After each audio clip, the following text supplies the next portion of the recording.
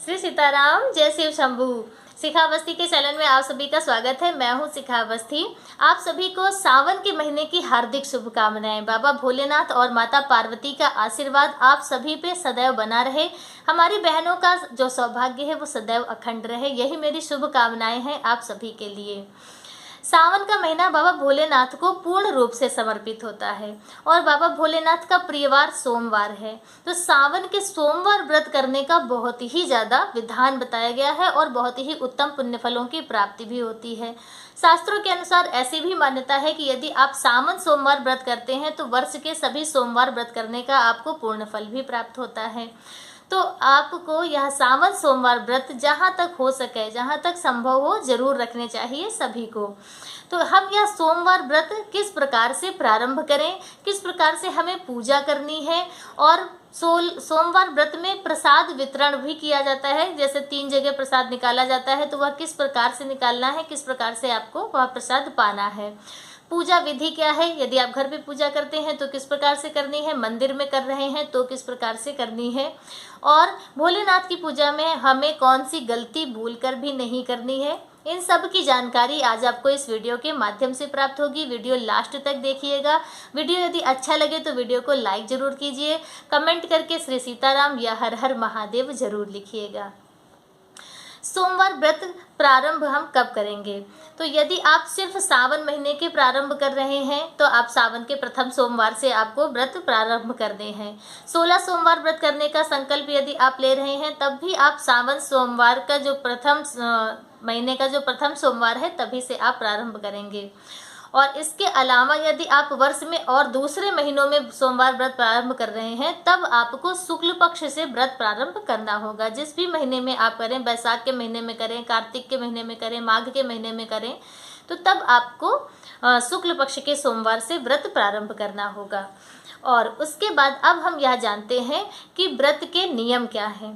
देखिए, भोलेनाथ की पूजा में चाहे सोमवार की पूजा हो, चाहे प्रदोष की हो, चाहे शिवरात्रि की हो, भोलेनाथ की पूजा प्रदोष काल में सबसे उत्तम बताई गई है। बाबा को प्रदोष काल का समय बहुत ही प्रिय है, तो इसलिए भोलेनाथ की पूजा प्रदोष काल में करनी चाहिए। उसके लिए आपको सोमवार वाले दिन सुबह सवेरे स्नान करना है। बाल आपको रविवार को ही धुल लेने हैं। कोई भी जैसे कोई कारण ऐसा फंस जाए जिसमें आपको बाल धुलने पड़े तो तब आप शैम्पू ना करें, सिर्फ पानी से बाल धुल सकते हैं, शैम्पू नहीं करना चाहिए। सोमवार को बाल धुलना शास्त्रों में वर्जित बताया गया है।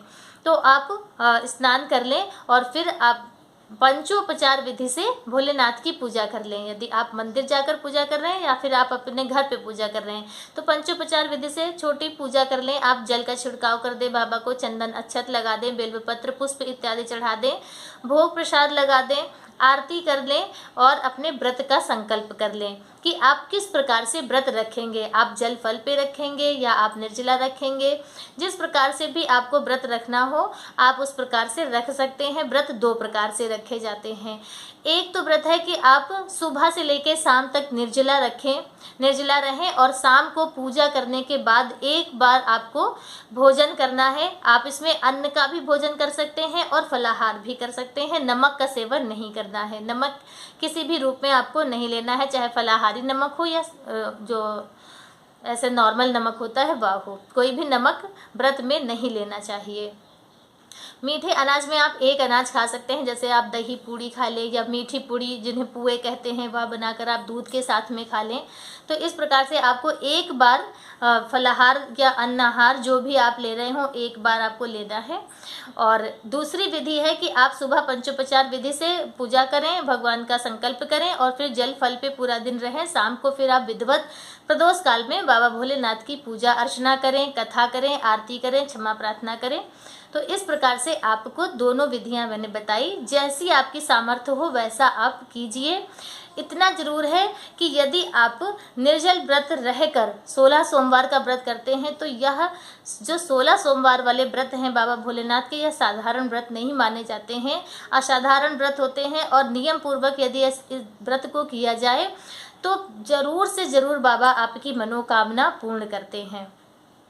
तो लेकिन आप अपने सामर्थ्य के अनुसार चयन करें कि किस प्रकार से आपको व्रत रखना है, क्योंकि व्रत अपनी शरीर की सुरक्षा करते हुए ही पूजा पाठ करनी चाहिए।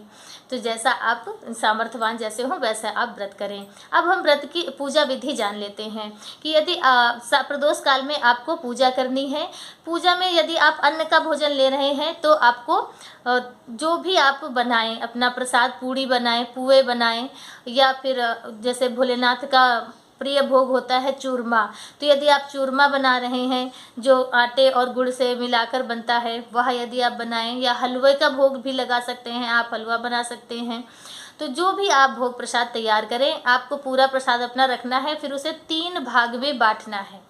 बराबर बराबर उसके 3 भाग निकालने हैं। एक भाग आपको गाय को देना है, एक भाग आप मंदिर में ही चढ़ा देंगे, या यदि पूजा घर पे कर रहे हैं तो आप भगवान को अर्पित कर देंगे, और एक भाग आप स्वयं प्राप्त करेंगे।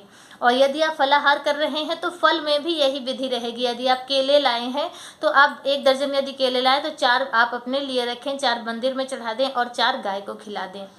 भोग में आपको इसी प्रकार से इसी पद्धति के साथ में आपको भोग प्रसाद लगाना है। और तो यह हो गया भोग का। अब हम जान लेते हैं कि भोग प्रसाद बनाने के बाद आपको पूजा किस प्रकार से करनी है। यदि आप मंदिर में जाके पूजा कर रहे हैं तो मंदिर में गणेश भगवान, माता पार्वती, समस्त शिव परिवार स्थापित रहता है, तो आप सभी की पहले पूजा करें, फिर बाबा की पूजा करें।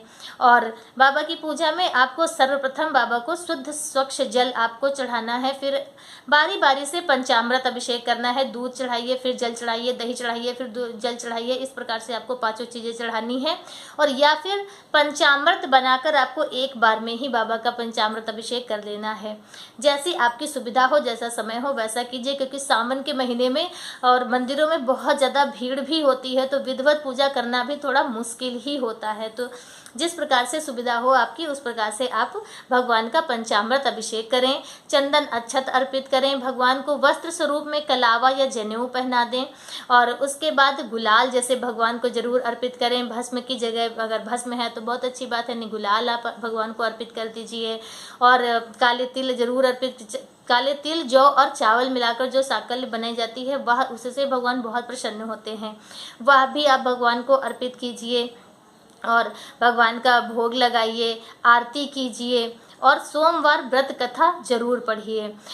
कहते हैं कि कोई भी पूजा हो, व्रत हो, तो उसका महात्म, उसकी कथा जरूर पढ़नी चाहिए, तभी पूर्ण फल प्राप्त होता है। ऐसा नहीं कि कथा नहीं सुनेंगे तो आपको पूरा फल नहीं मिलेगा। फल में कुछ % की कटौती जरूर हो जाती है, इतना निश्चित है। जैसे 10% की कटौती आपकी हो जाएगी यदि आप व्रत कथा नहीं सुनते हैं।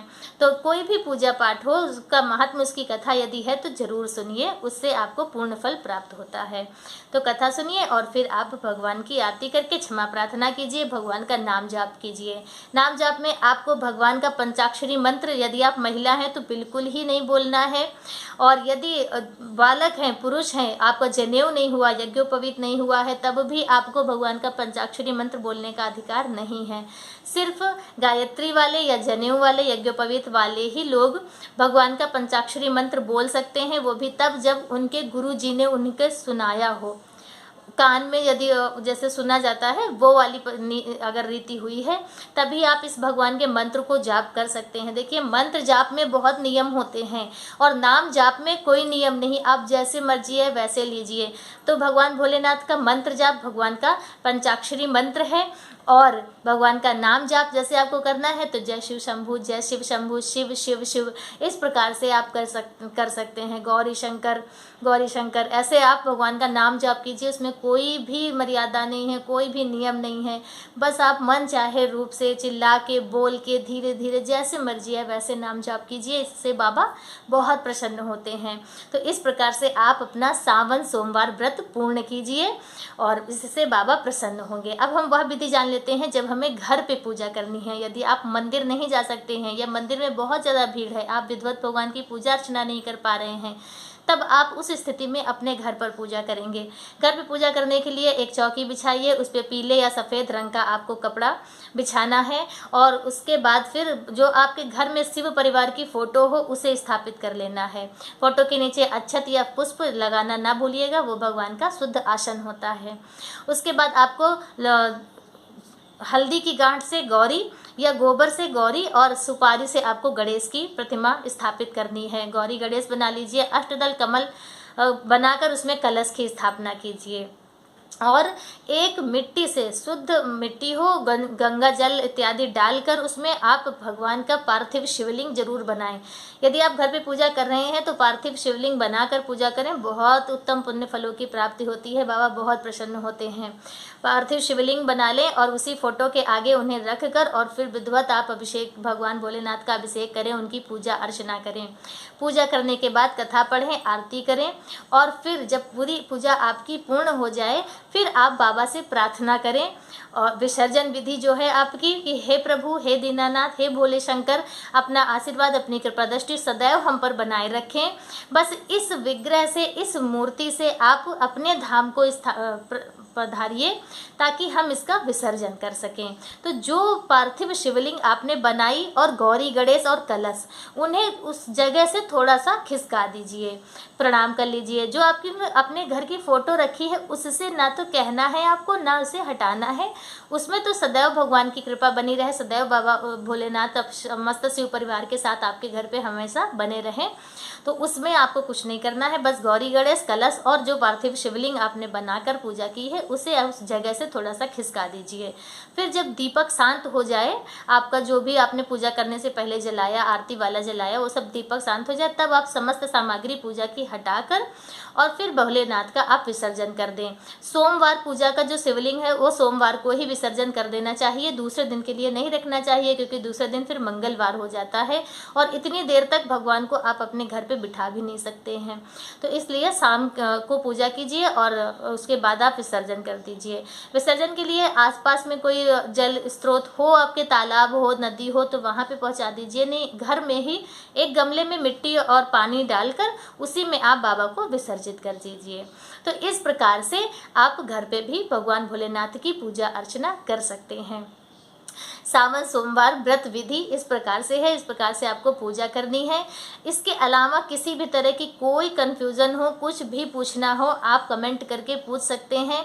आपको मैं जो भी बताऊंगी शास्त्रार्थ बताऊंगी, कुछ भी पुराने कि हमारे यहाँ ऐसा होता है, ऐसा करके मैं कभी कोई नियम नहीं बताती हूँ। जो भी मैं बताती हूँ पूरा प्रयास मेरा यही रहता है कि मैं आपको सही और शास्त्रार्थ विधि बताऊँ। तो इसलिए किसी भी तरह की कोई भी कन्फ्यूज़न हो तो आप कमेंट करके पूछ सकते हैं। तो मिलते हैं दूसरे वीडियो में किसी दूसरी जानकारी के साथ। तब तक के लिए श्री सीताराम, जय शिव शंभू।